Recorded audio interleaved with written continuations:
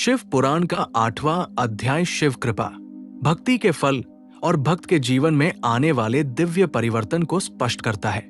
इस अध्याय में बताया गया है कि जब भक्त निरंतर श्रद्धा और विश्वास के साथ शिव भक्ति करता है, तब उसके जीवन में अदृश्य रूप से परिवर्तन होने लगते हैं। ये परिवर्तन केवल बाहरी परिस्थितियों में नहीं, बल्कि मन, विचार और दृष्टिकोण में भी दिखाई देते हैं। शिव पुराण सिखाता है कि सच्ची भक्ति व्यक्ति को भीतर से शुद्ध और निर्भय बनाती है। इस अध्याय में यह स्पष्ट किया गया है कि शिव भक्त संसार के दुखों से घिरा होने पर भी भीतर से शांत रहता है। कारण यह है कि उसे ये बोध हो जाता है कि जो कुछ भी हो रहा है वो शिव की इच्छा से ही हो रहा है। ये समझ भक्त को भय, चिंता और असंतोष से मुक्त कर देती है।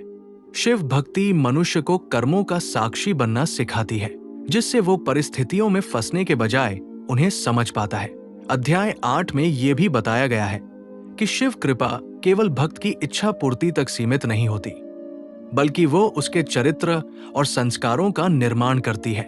जब शिव कृपा प्रकट होती है, तब व्यक्ति के भीतर स्वाभाविक रूप से करुणा, संयम और सत्य का विकास होता है।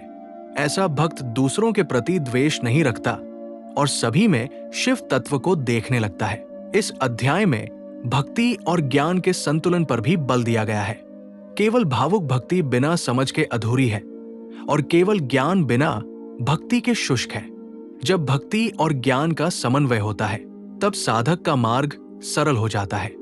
शिव पुराण बताता है कि शिव स्वयं ऐसे भक्त का मार्गदर्शन करते हैं जो भक्ति और विवेक दोनों को साथ लेकर चलता है। शिव पुराण ये भी सिखाता है कि शिव भक्त का जीवन दूसरों के लिए प्रेरणा बन जाता है। उसके आचरण में शांति, उसके वचनों में सत्य और उसके कर्मों में निस्वार्थ भाव दिखाई देता है। ऐसा व्यक्ति अनजाने में ही समाज में धर्म और सद्भाव फैलाता है। शिव भक्त का प्रत्येक कर्म पूजा के समान हो जाता है। अध्याय का मुख्य संदेश ये है कि शिव भक्ति केवल मोक्ष का साधन नहीं, बल्कि जीवन को सुंदर और सार्थक बनाने का मार्ग है। जब व्यक्ति शिव को अपने जीवन का केंद्र बना लेता है, तब उसे किसी बाहरी सहारे की आवश्यकता नहीं रहती।